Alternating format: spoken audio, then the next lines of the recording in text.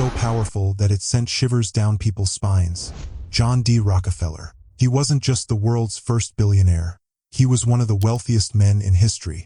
His empire, Standard Oil, didn't grow by chance. It became the most dominant monopoly in the world by using ruthless tactics, crushing competitors, bribing politicians, and treating business like a battlefield. Rockefeller didn't play fair, and because of that, he made countless enemies. His career was marked by intense rivalries. He clashed with powerful figures like Andrew Carnegie, and even went head-to-head with U.S. presidents. But here's the twist. Before he became the king of oil, John D. Rockefeller had nothing. He was born into poverty at the very bottom of society. His rise to unimaginable wealth and power is as inspiring as it is terrifying. His story shows what happens when ambition and greed have no limits. Some see him as a genius, others see him as a villain. Either way, his life is a lesson in how far one man can go when he's willing to do whatever it takes. Let's go back to where it all began. The year is 1839, and a boy named John D. Rockefeller is born into a family struggling to get by. Before we dive into this incredible story, make sure you subscribe to the channel so you don't miss more stories like this. Let's get started. In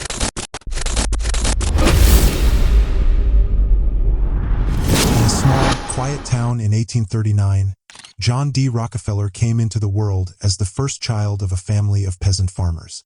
Life was tough, with little money to go around and a worn-down house that barely kept out the cold. But the most unusual thing about this family wasn't their poverty. It was John's father, William, known to everyone as Devil Bill. Devil Bill was no ordinary man. While most fathers worked hard to provide for their families, Bill was busy doing just about anything else. He was an athlete, a ventriloquist, a hunter, a hypnotist, and even an animal trainer. Once, he won a bear in a contest, brought it home, and trained it to perform tricks. But Bill's antics didn't stop there.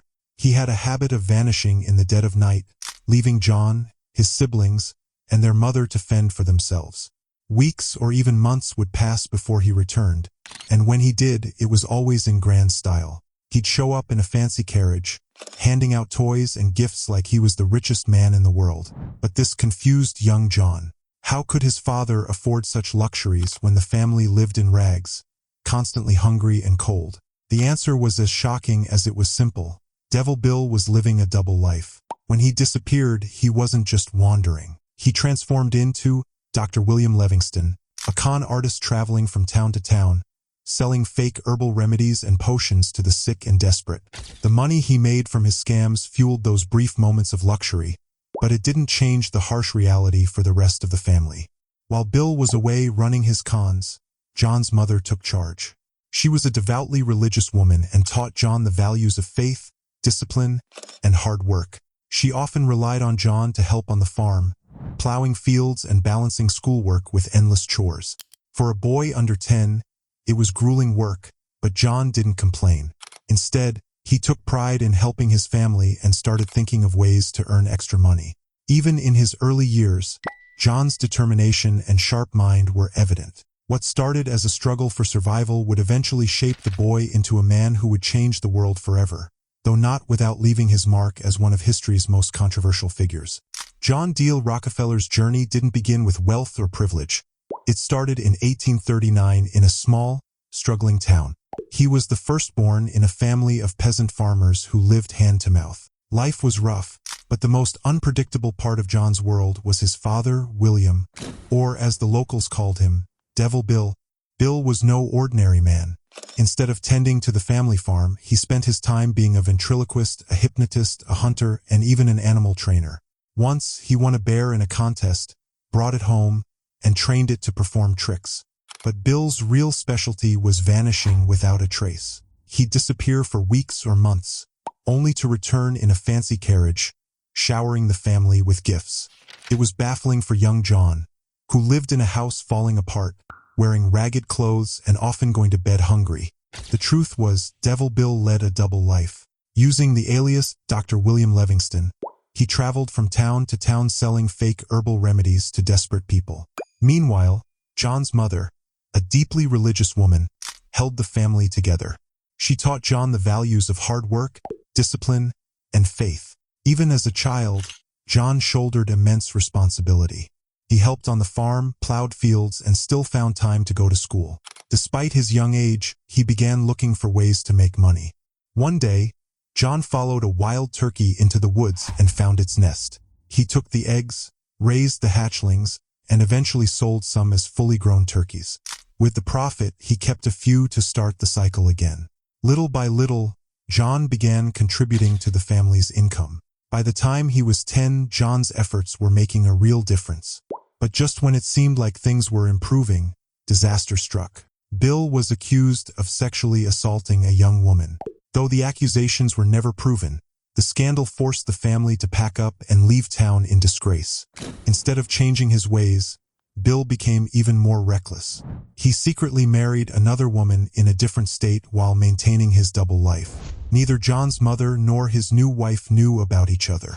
With Bill gone more often than not, John became the family's unofficial head. He managed finances, found new ways to earn money, and even started giving out small loans. Eventually, the Rockefellers settled in Cleveland, Ohio. By then, John was 16 and almost done with school. He dreamed of going to college, but with 5 younger siblings and Bill's absence, he had no choice but to work. John dropped out of school 2 months before graduation and started job hunting. Determined to make something of himself, he listed the biggest businesses in Cleveland, railroads, banks, and merchants, and went door to door asking for a chance. Time after time, he was rejected. Most employers laughed at the idea of hiring a 16-year-old, but John refused to give up.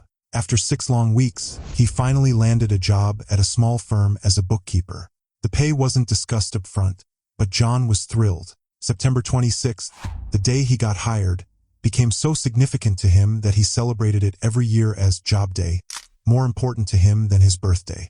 Though the job was modest, it was transformative. John learned how to manage accounts, deal with suppliers, and understand the workings of a business. One day, his boss deposited a check for $4,000 in the company safe. Curious, John opened the safe, held the check in his hands, and marveled at the sum. It fueled his ambition. Every morning after that, he repeated to himself, "I am bound to be rich." At the end of his first year, John's pay was $50, barely more than 50 cents a day. Still, his hard work earned him a raise to $300 per year, about $11,000 in today's value. With this raise, John gained something he desperately wanted: independence from his father. He used part of his earnings to provide stability for his family and even donated 10% of his income to charity, a habit he maintained for life. After 2 years, a recession hit the business hard. One of the firm's founders left, leaving John to take on additional responsibilities as lead accountant. Despite the economic downturn, John wasn't discouraged. Instead, he saw it as an opportunity. He had learned enough in those 2 years to take a bold step. John D. Rockefeller, just 18 years old, was ready to start his own company. The boy who once raised turkeys to help his family survive was now on the brink of becoming one of the most influential businessmen the world would ever know. His journey was just beginning.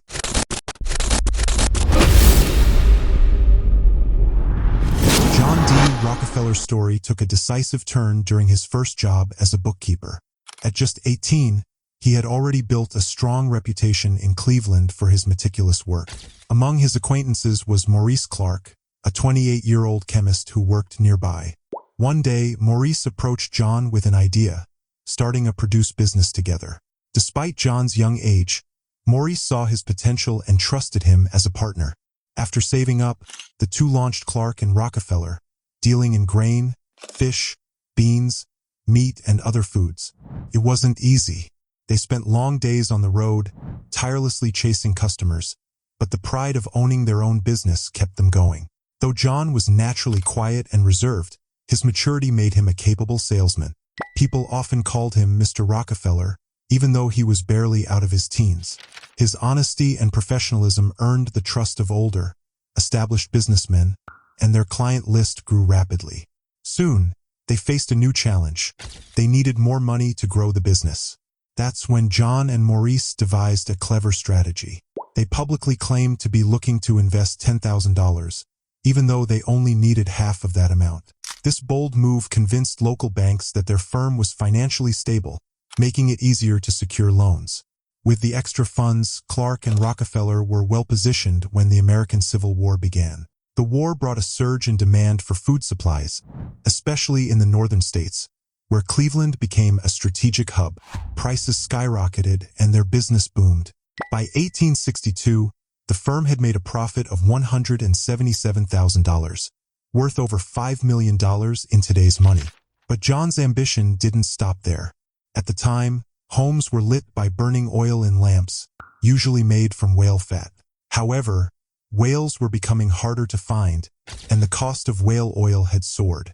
In 1859, an alternative was discovered in Pennsylvania, crude oil which could be drilled directly from the ground. This new method was cheaper, faster, and promised massive profits.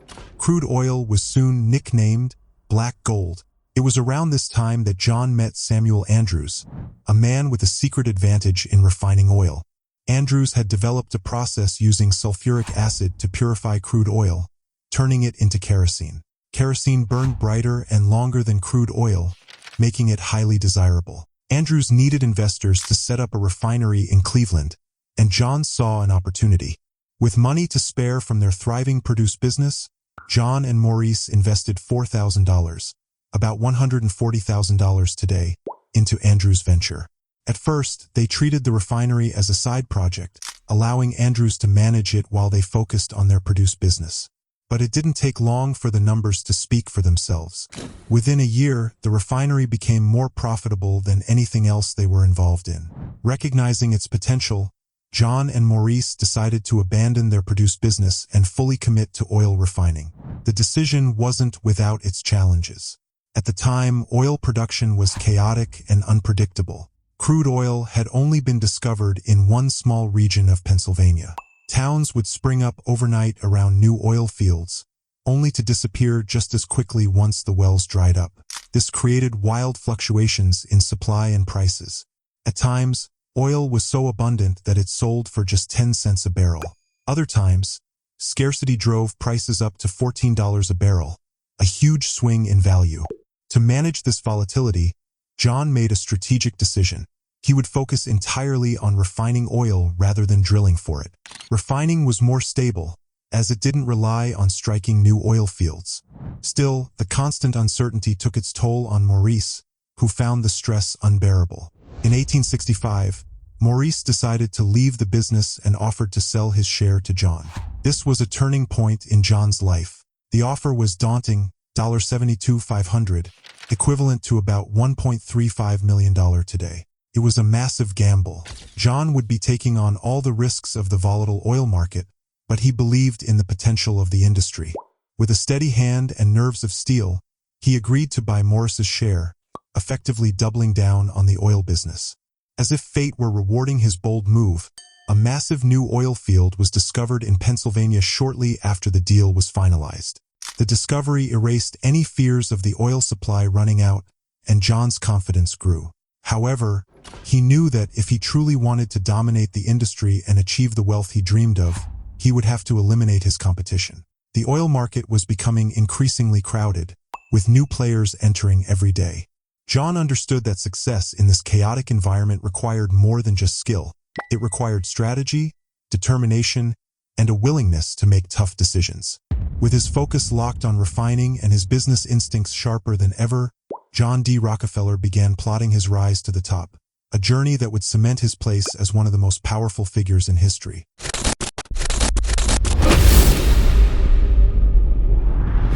the years following the American Civil War, John D. Rockefeller was beginning to carve out his legacy. A year before buying his partner's share in their business, John married a woman who shared his religious devotion and commitment to discipline. Despite his growing wealth, John kept things modest. He purchased a simple house in Cleveland, where he and his wife began raising their family. Life at home was steady, and the economy in the northern states was booming after the Union's victory. Everything seemed perfectly aligned for John to build something extraordinary. Once his partner, Maurice Clark, was out of the picture, John rebranded the company as Standard Oil. He immediately expanded, building a second refinery and exporting kerosene to Europe. John believed the oil industry could make him incredibly wealthy, but he also realized he couldn't do it alone. He needed a strong partner, someone as driven and strategic as he was. That's when Henry Flagler entered the picture. Henry shared John's ambition, discipline, and vision for Standard Oil. In many ways, they were alike, but Henry had a different edge. He was even more ruthless. To Henry, business was war, and the only way to win was to annihilate the competition. Inspired by Henry's philosophy, John adopted this mindset, knowing that the oil industry was becoming fiercely competitive. At first, Standard Oil thrived because its kerosene was unique. However, as the refining process became widely understood, new competitors flooded the market. John and Henry knew they had to act fast. They began forming secret alliances that would not only boost Standard Oil's profits, but also cripple their rivals. One of their most audacious moves involved the railroad companies. At the time, oil was transported primarily by rail, with three major railroads dominating the market: the New York Central, the Erie, and the Pennsylvania Railroad, the most powerful railroad company in the country. Each had specific routes that made some cities more profitable than others.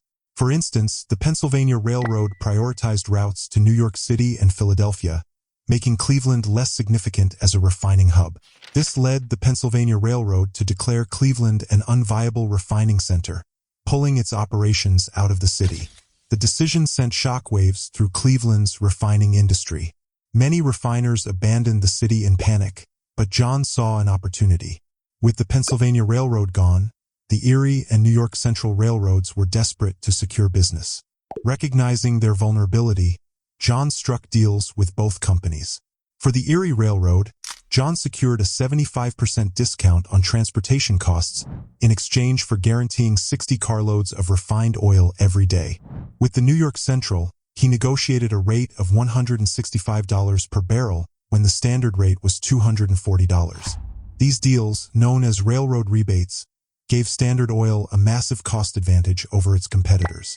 The railroads initially hesitated but ultimately agreed. The guaranteed volume of oil shipments was too attractive to ignore, and by focusing solely on transporting oil, the railroads simplified their operations and increased their profits.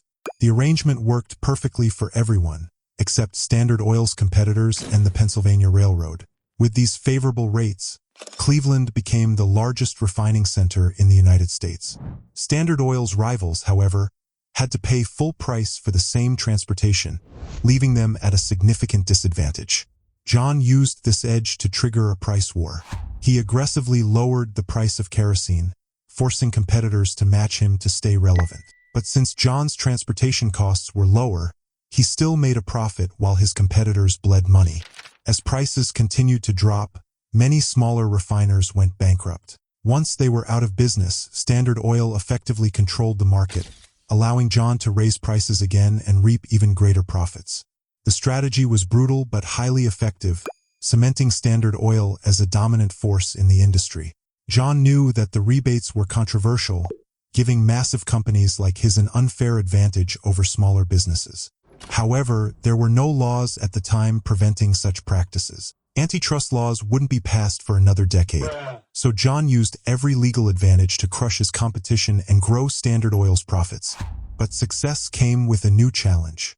The rapid discovery of oil fields in Pennsylvania had created a massive surplus, causing prices to plummet. By the mid-1870s, oil prices had dropped to as low as $240 per barrel. Despite Standard Oil's dominance, the entire industry was at risk of collapse. Most refiners were losing money, and John began to worry that even his empire might not survive the chaos. To make matters worse, John estimated that 90% of refiners were operating at a loss. The instability of the market posed a threat to everyone, including Standard Oil. John realized that this wasn't just a problem for individual companies. It was a system-wide issue. The industry needed a solution that would stabilize prices and ensure long-term profitability. John's answer was bold and unprecedented. If the oil industry couldn't regulate itself, then he would regulate it. He envisioned creating a monopoly so powerful that it could control the entire market. By consolidating all aspects of the oil business, refining, transportation, and distribution, under one entity, John believed he could bring order to the chaos and secure Standard Oil's future. This idea marked a turning point in John's career. He was no longer just a businessman looking to outsmart his competitors. He was becoming a titan, determined to reshape an entire industry. The steps he would take next would not only transform Standard Oil, but also change the course of American business forever. 1872, John D. Rockefeller and Henry Flagler were aggressively expanding Standard Oil. But there was a problem. Oil prices had dropped by another 25%. The industry was drowning in oversupply, and John knew that if nothing changed, the collapse of the oil market would drag Standard Oil down with it. Desperate times called for bold moves, and John was ready to take the next step, one that would cement his reputation as both a genius and a ruthless businessman. It all started when Tom Scott, president of the powerful Pennsylvania Railroad, reached out to John. The two had been rivals ever since John secured favorable deals with the Erie and New York Central Railroads. But now Scott was proposing an alliance. It was ambitious, secretive, and cutthroat. Together, the Pennsylvania Railroad, the New York Central, the Erie Railroad, and a few of the largest oil refiners, including Standard Oil, formed a cartel called the South Improvement Company, SIC. The terms of the deal were staggering. Standard Oil would get a 50% rebate on all transportation costs if they shipped exclusively through the participating railroads. But John wasn't satisfied with just saving money. He wanted to destroy his competition. The SIC agreement included a clause for drawbacks, which meant that every time one of Standard Oil's competitors transported oil on these railroads, a percentage of their payment would go directly to Rockefeller.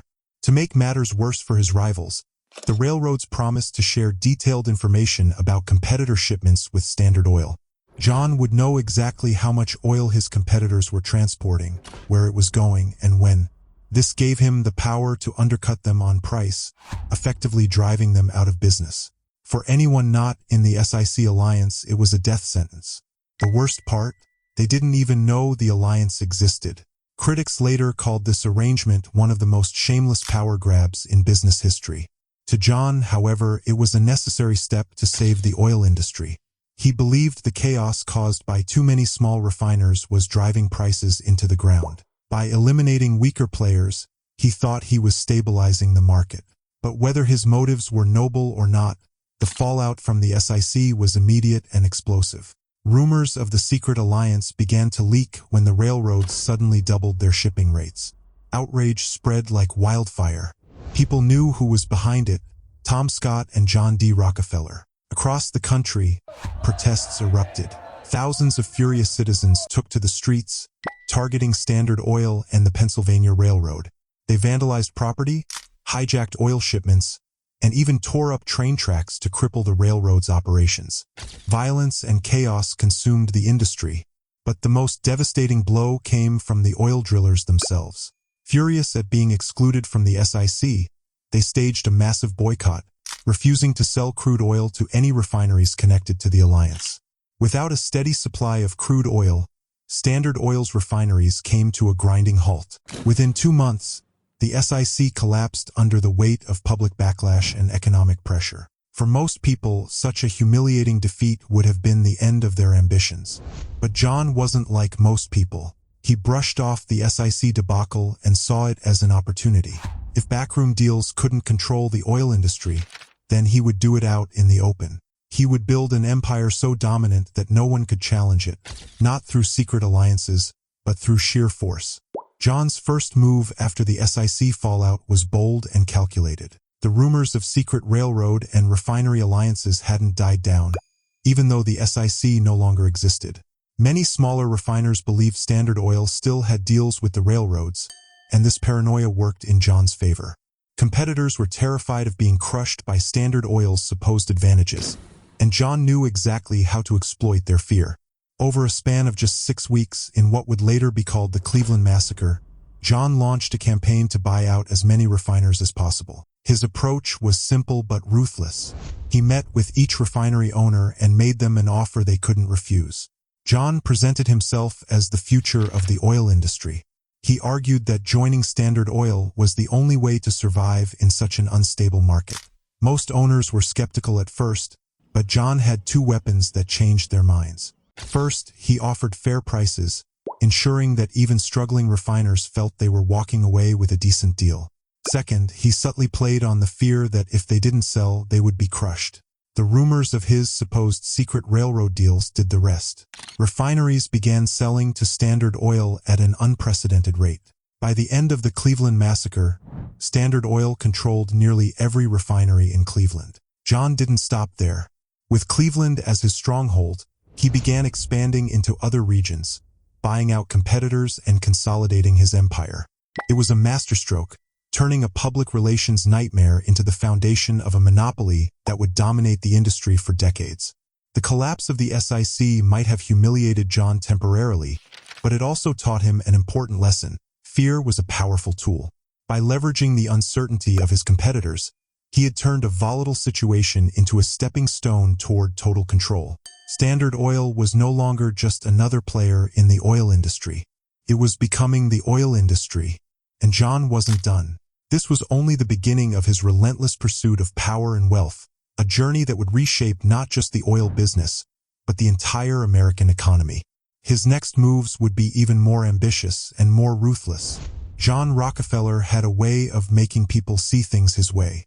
By the time he was done, 22 out of the 26 oil refining companies in Cleveland had sold out to him, often for much less than their businesses were worth. Even though the South Improvement Company, SIC, deal had fallen apart, the fear it created lingered, forcing many refiners into panic selling. John played his cards well. He showed struggling refiners Standard Oil's strong financials, proving that his company could outlast any competitor. The choice for many was simple: keep losing money in a battle they couldn't win or cash out while they still could. For those who sold, John gave them two options: sign a contract banning them from ever entering the oil business again or join Standard Oil. Most chose to join, and as a result, John gained not only their refineries but also their expertise. These entrepreneurs, who had once run their own companies, were now working under the Standard Oil banner. Once Standard took over a refinery, it wasn't just business as usual. John invested heavily in upgrading the equipment, outfitting them with the latest technology. This modernization drastically cut costs, making the refineries more efficient than ever. By the middle of 1873, John controlled an empire of refineries capable of shipping over 1 million barrels of kerosene a year. In Cleveland, his dominance was absolute. But then came Black Thursday, September 18, 1873. A series of bank failures triggered a national recession that lasted 6 years. The economy ground to a halt, and for the first time, oil prices didn't drop because of oversupply but because there was no demand. Standard Oil was forced to shut down 4 of its 6 main refineries in Cleveland. The price of a barrel of oil fell to just 48 cents, cheaper than water at the time. Oil drillers, refiners, and railroads alike were staring bankruptcy in the face. Yet, where others saw disaster, John saw opportunity. Standard Oil's careful management of finances and excellent credit allowed it to stay afloat. Unlike most refiners, who were barely scraping by, Standard was still turning a profit, thanks to its modernized refineries and cost-efficient operations. John saw the economic crisis as the perfect moment to expand. He already dominated Cleveland, but now his sights were set on other major refining centers like Pittsburgh, Philadelphia, and New York. Refiners in these cities were struggling, and John knew they were ripe for the taking. He launched a nationwide buyout campaign, acquiring refinery after refinery. For those who resisted, John used every tactic in his arsenal to pressure them into submission. One of his favorite methods was to buy up all the available refining machinery and barrels, leaving competitors unable to produce or package their oil. If they somehow managed to produce oil, John would reserve every railroad line for months, making it impossible for them to ship their product. Another strategy was to pressure railroads to raise shipping rates for his competitors while keeping Standard's rates low. With costs soaring and profits plummeting, many refiners had no choice but to sell their businesses to John for a fraction of their value. By the time the economy began to recover, Standard Oil had absorbed most of its competitors. In Pittsburgh, John controlled more than half of the refining capacity. In Philadelphia, he owned the largest refineries, and in New York, he had secured a dominant position. But John wasn't content with just controlling refineries. He wanted to control the entire supply chain. To reduce his reliance on railroads, John built a vast network of pipelines. These pipelines brought crude oil directly to Standard's refineries and distributed refined kerosene to major cities. This innovation further reduced Standard's transportation costs, giving the company an even greater advantage over its competitors. The pipeline stretched across the eastern United States like the tentacles of a giant octopus, earning Standard Oil its infamous nickname, the Octopus. Despite being in his 30s, John D. Rockefeller was now the undisputed king of oil refining and one of the richest men in the country. His empire was vast, his wealth unimaginable, and his power unmatched. But his rise to the top had left a trail of destruction. Competitors who had been crushed under Standard Oil's weight weren't quick to forget. The public was also starting to turn against him. People were growing tired of Standard Oil's predatory tactics and the monopoly it had created. Newspapers began publishing scathing articles, calling Standard Oil the most cruel, relentless, and grasping monopoly that ever fastened upon a country. John's list of enemies was growing longer by the day. Though his empire was stronger than ever, the storm clouds were gathering. John had built Standard Oil into a colossus, but his ruthless methods had made him a target. The question was no longer whether John could dominate the oil industry. It was whether he could survive the backlash from the people and the government determined to take him down. The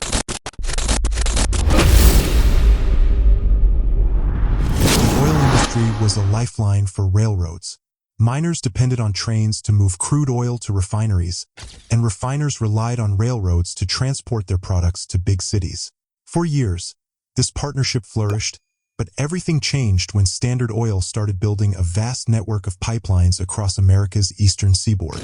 Suddenly, the railroads were faced with a grim reality.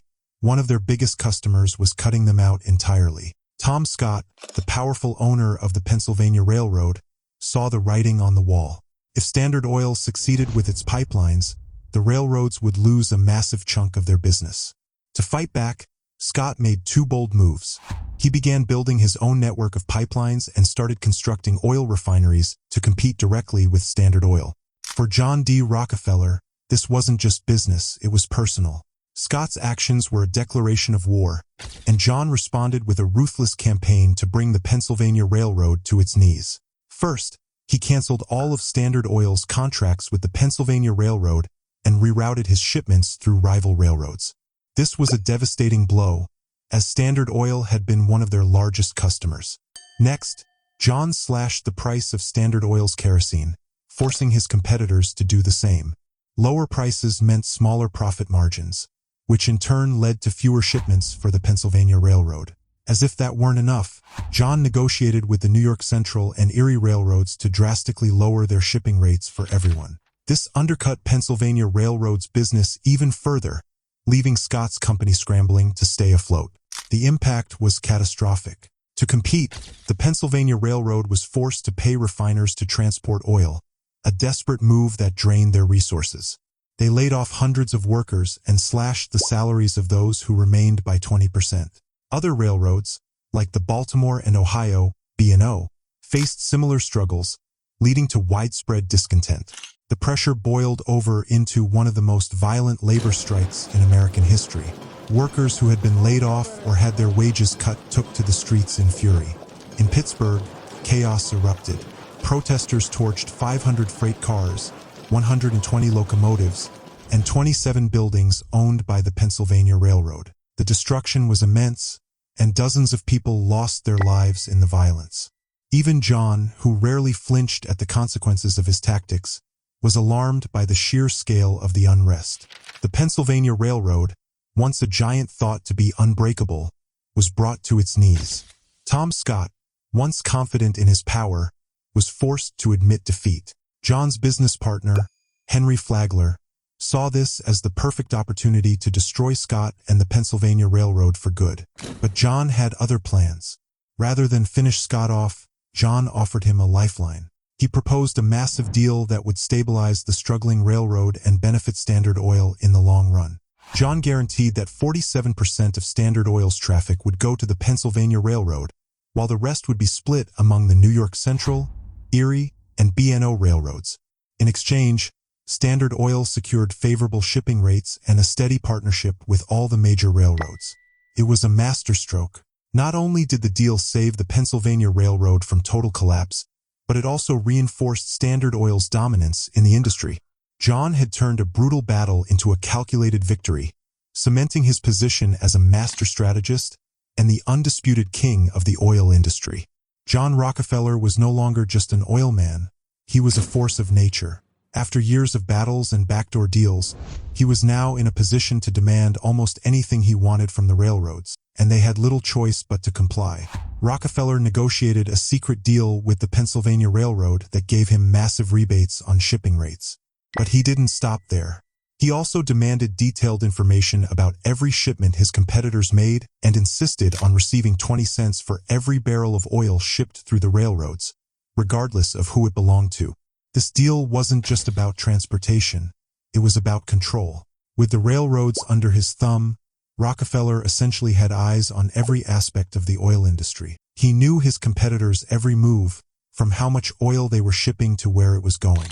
This level of power solidified his dominance. By this point, Standard Oil controlled 90% of the entire oil refining industry in the United States.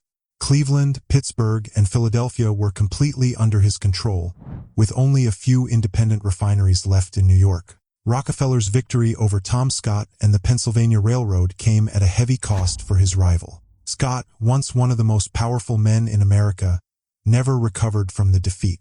A year after their battle, Scott suffered a stroke and died shortly after.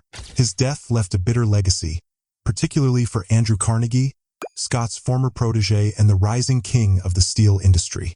Carnegie blamed Rockefeller for his mentor's demise, and their rivalry would go on to define an era. It was the king of oil versus the king of steel, two titans, both determined to outdo the other in wealth and power. Despite his growing fame and influence, Rockefeller avoided the flamboyant lifestyle embraced by many of his peers. When he moved to New York, he shunned the social circles of wealthy bankers and celebrities. Instead, he spent his free time playing with his children and managing his business quietly from his office. His focus remained razor-sharp, and he continued to pull the strings of his empire like a master puppeteer. But even as Standard Oil enjoyed near-total control over the industry, the landscape was shifting. In 1879, Thomas Edison introduced his revolutionary electric light bulb, capable of burning for 100 hours. Edison's vision of lighting homes and cities with electricity posed a serious threat to the kerosene market. Then, in 1885, a massive deposit of crude oil was discovered in northern Ohio. This sudden influx of supply risked driving oil prices back to the rock-bottom days of 10 cents per barrel. While many of Rockefeller's executives panicked at the prospect of a surplus and declining demand, John remained calm. He had faced crises before and knew how to turn chaos into opportunity. To him, this was just another challenge, a chance to solidify Standard Oil's dominance even further. Whatever came next, John Rockefeller was ready. His empire had weathered storms before, and he was determined it would survive and thrive, no matter what the future held. Before we dive into the next phase of John Rockefeller's incredible journey, make sure to hit the like button and subscribe so you don't miss the rest of this gripping story.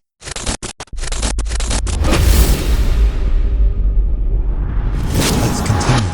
Up until now, Standard Oil had focused solely on refining oil.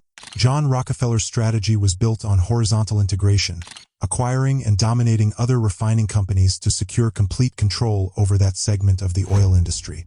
But the discovery of oil fields in Ohio marked a turning point. John realized that the industry was shifting, and if he wanted to maintain Standard Oil's dominance, he would need to think bigger.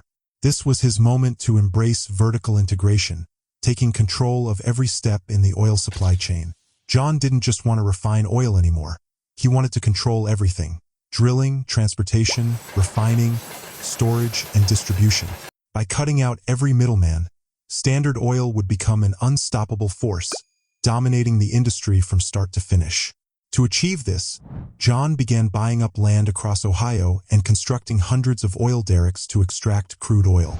He expanded Standard Oil's already vast pipeline network to transport the crude. However, there was a problem with Ohio's oil. Even after it was refined, it gave off such a foul odor that it was nicknamed skunk oil. It was so bad that nobody wanted to buy it, and the price plummeted to as low as 15 cents per barrel. Most companies abandoned Ohio's oil fields, but John saw an opportunity. He hired a team of chemists to study the skunk oil, and within a year, they discovered how to remove the sulfur that caused the smell. With this breakthrough, Standard Oil became the only company capable of selling this cheaper, odor-free oil. This gave John a massive head start just as new oil fields began popping up in Oklahoma, Texas, Kansas, and California. America was suddenly sitting on an ocean of petroleum, and Standard Oil was the best-positioned company to capitalize on it. Around the same time, automobiles began replacing horse-drawn carriages. While refining crude oil produced kerosene for lamps, it also left behind a byproduct that had previously been discarded: gasoline. Now, with cars entering the market, gasoline became an invaluable product, creating yet another revenue stream for Standard Oil. Even when the U.S. fell into an economic depression in 1893, causing over 600 banks to collapse, Standard Oil thrived. While others struggled to survive, John Rockefeller's empire grew stronger. As his fortune soared, John began stepping back from the daily operations of Standard Oil.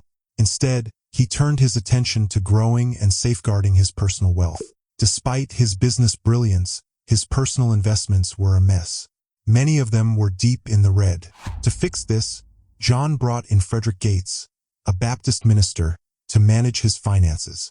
At first, people were puzzled by John's decision to hire a former preacher as his financial advisor. But Frederick Gates proved to be a genius. Under his guidance, John's fortune grew significantly through strategic investments. Years later, when asked who the greatest businessman he had ever met was, John didn't hesitate to name Frederick Gates. John's son, John Jr., had recently graduated from university, and John thought it would be wise for Jr. to learn from Frederick. Together, Frederick and Jr. turned John's shaky portfolio into a wealth-generating machine. One of their most notable moves was buying up railroad companies, a decision that would prove invaluable in the future.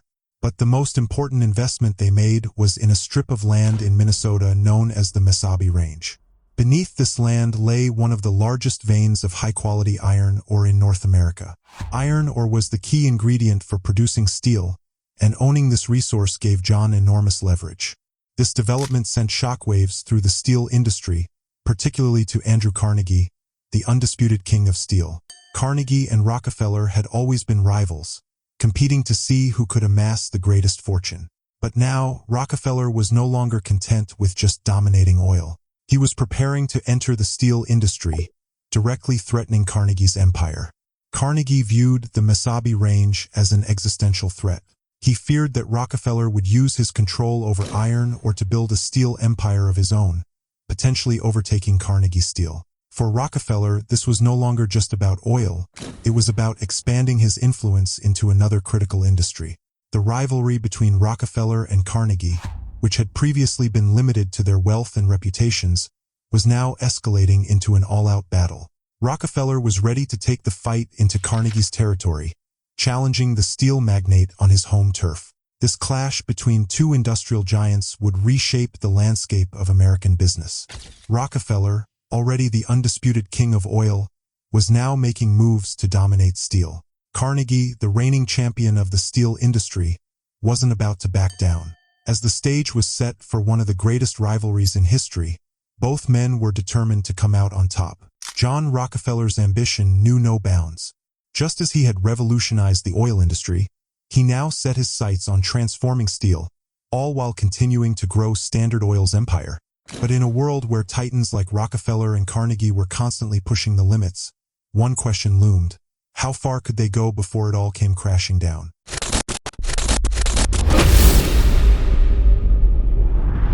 John had always been known for his sharp business moves. One of his most daring decisions was to send Frederick and Jr. to start mining operations in the rich Mesabi Range. But instead of competing head-to-head with Connie, John decided to outmaneuver him. He undercut Connie by selling his high-quality ore to Connie's competitors at ridiculously low prices, all while steadily building his own mining empire. As John's operations grew, rumors began circulating that he was planning something far more ambitious: an enormous steel mill, one that would rival Connie's. Now, Connie was no slouch. He had a solid foothold in the steel industry with decades of experience. This gave him significant leverage over John. But there were cracks in Connie's empire. Connie had two major problems. First, John had access to a far superior and more abundant supply of iron ore than Connie. Second, Connie had made a fatal mistake. He assumed that iron would always be cheap and easy to find. Because of that, he hadn't invested in securing his own iron mines over the years. The result? His supply was running low, and his business was now in serious trouble. Desperate to save his empire, Connie made a bold move. He reached out to John, hoping for a deal that could save him from disaster. Negotiations were intense, but after some time, both sides reached an agreement. Connie would purchase at least 600,000 tons of iron ore from John's mines each year, and he would ship this ore, along with another 600,000 tons from his own mines, exclusively using John's railroads. In exchange, Connie would receive a secret rebate from John for bringing so much business to his rail network. This secret deal was not new to John. He'd been making similar arrangements with railroad companies for years, but now the tables had turned, and John was the one giving Connie a rebate. To seal the deal, both men agreed to avoid expanding each other's business territories. Connie would never purchase land around the Mesabi Range, and John would never build that steel mill. It was a mutually beneficial agreement, and both men stood to gain massively. Their competitors were none the wiser, and as their businesses flourished, so did the partnership between John and Connie.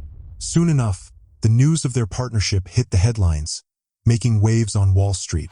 Investors, eager to profit, rushed to invest in John's iron mines and Connie's steel mills, convinced that they were now unstoppable together. But among all the investors, there was one man who saw a much bigger opportunity. That man was J.P. Morgan. Morgan was a visionary. He realized that if he could combine John's iron ore empire with Connie's steel business into one massive corporation, he could create a steel monopoly larger than anything the world had ever seen. Could even surpass the size of Standard Oil. Morgan wasted no time. He approached John with an offer to purchase the Mesabi iron mines. But to his surprise, John turned him away and pointed him to someone else, his son, John Jr. At first, Morgan assumed he would be dealing with a rookie. After all, John Jr. was only 27 years old. What could he possibly know about business? But when Morgan met Jr. and bluntly asked him how much he would sell the Mesabi mines for, Jr. didn't flinch. Calm and composed, he responded, "Mr. Morgan, I think there must be a mistake. I didn't come here to sell. I understand you wish to buy." Jr. then made it clear that it was Morgan, not him, who needed to set the price for the Mesabi territory. It was a subtle but powerful shift in power. Morgan had just been outplayed by a 27-year-old. Shocked by Jr.'s confidence, Morgan had to step out of the room and reassess his strategy. Finally, he made an offer. He would pay $88.5 million worth of U.S. steel stock for total ownership of the Mesabi mines and the existing operations. In today's money, that amount would be over $3.1 billion. Later, Morgan acquired Connie's entire steel operation and folded it into the newly created U.S. Steel, making it the world's first billion-dollar corporation. John had a massive stake in U.S. Steel, and his shares soon appreciated to over $200 million.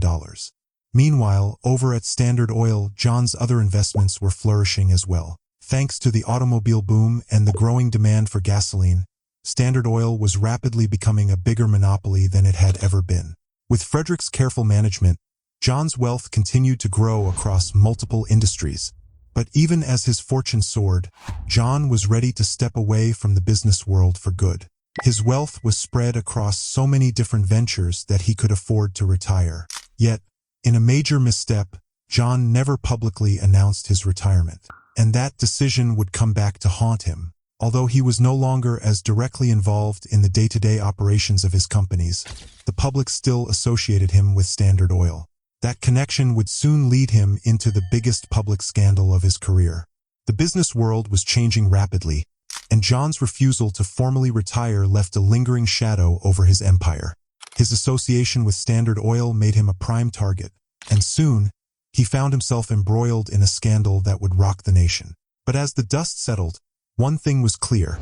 John's legacy as a pioneer of modern business and industry would remain, for better or worse, forever etched in history. His ability to build and control empires was unmatched, And even though he faced the storm of scandal, his name would forever be synonymous with ambition, power, and the ruthless pursuit of success. Opportunity in his rise to power. Roosevelt had tried before to bring change, especially with a bill aimed at punishing railroad rebates, but it hadn't stirred the public as he hoped. However, as he approached the end of his first term, Roosevelt recognized that the tide had turned. The public's opinion of John and Standard Oil was no longer just negative. It was filled with outright hatred. And the person largely responsible for this shift was a journalist named Ida Tarbell. Ida Tarbell had a personal stake in exposing Standard Oil. Her father had been one of the oil refiners crushed by John's ruthless business practices years ago. In fact, her father's business partner had taken his own life after their wealth was destroyed. Tarbell began publishing a series of detailed articles revealing the truth about Standard Oil and its founder. Her stories laid bare John's underhanded tactics, from his backroom deals with railroads to his aggressive methods of crushing competitors. Tarbell's investigation broke through John's carefully maintained wall of secrecy, revealing the dark history of Standard Oil. She didn't just expose John's shady dealings. Her reports even uncovered the darker parts of his past, including his father's criminal history and a scandal involving sexual abuse. As the public consumed the articles, John's image was shattered. His silence in response to the accusations only fueled the fire. The once hidden figure became the embodiment of corruption and greed in America. The American people were now hungry for justice, eager to see John and Standard Oil held accountable. President Roosevelt, sensing the shift in public sentiment, decided to make Standard Oil the enemy he would target in his re-election campaign. He promised to take down monopolies, and with the public firmly behind him, he was determined to make good on that promise. Once Roosevelt won re-election, he wasted no time. He launched a full-scale investigation into Standard Oil. The antitrust laws, which had long been ignored, were now going to be used to their full extent. The government declared war on Standard Oil, accusing it of monopolizing the oil industry, using predatory pricing, negotiating railroad rebates, and engaging in corporate espionage. The company faced not only 21 separate lawsuits in individual states, but also the largest federal lawsuit in U.S. history at that time. The evidence was damning. More than 12,000 pages of testimony, 444 witnesses, and 1,000 exhibits painted a clear picture of Standard Oil's monopoly. The company controlled 87% of the oil refining in America, and in some areas it had a complete monopoly. Standard was overpricing kerosene and reaping massive profits. On top of that, it had bribed countless politicians and broken multiple antitrust laws. Finally, on May 15, 1911, after years of legal battles, Standard Oil was found guilty. The federal government ordered the company to be broken up. Its subsidiaries were to be reorganized into separate, independent companies. After 41 years of domination, John's empire had been dealt a fatal blow. It seemed like the end. But what many didn't realize was that this was not the disaster it appeared to be. In fact, it would turn out to be one of the most profitable events of John's career. While on the surface it seemed like the dissolution of Standard Oil would ruin the company, the timing was actually perfect. The oil industry was going through significant changes. New oil fields were discovered in Texas and California, and independent refiners were starting to gain ground. The Middle East and Russia were emerging as international competitors. Meanwhile, gasoline had just surpassed kerosene in sales, shifting the entire focus of the industry. When Standard Oil was broken up, John still owned a substantial portion of the company. He held around 25% of the stock, and after the company split into 34 smaller entities, he received shares in all of them. When those shares went public, their value soared. Investors rushed in, and the value of John's shares tripled. By the end of 1911, John was richer than ever. The dissolution of Standard Oil, which many had seen as a victory, had actually made him more money. In fact, he was now on the verge of becoming the world's first billionaire. Andrew Carnegie, once his rival, was left far behind in the race for the title of the world's richest man. Now, with unimaginable wealth, the only question that remained was, what would John do with all that money?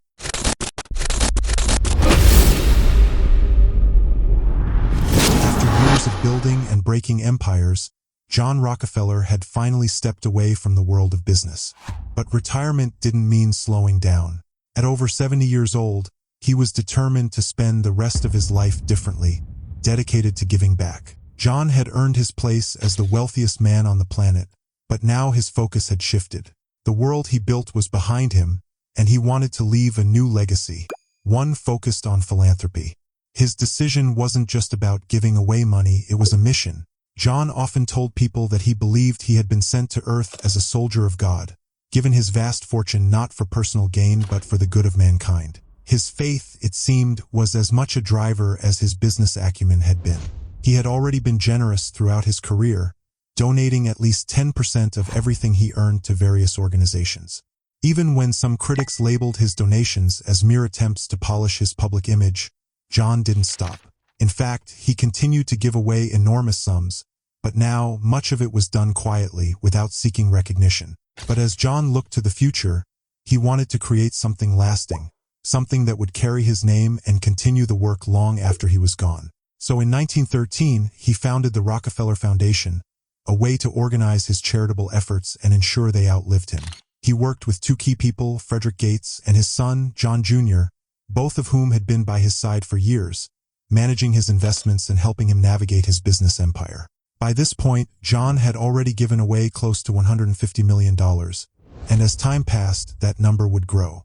Over the years, he would donate a staggering $540 million of his own wealth. But it didn't stop there. Frederick Gates and Jr. would continue his work, giving away an additional $537 million through the foundation.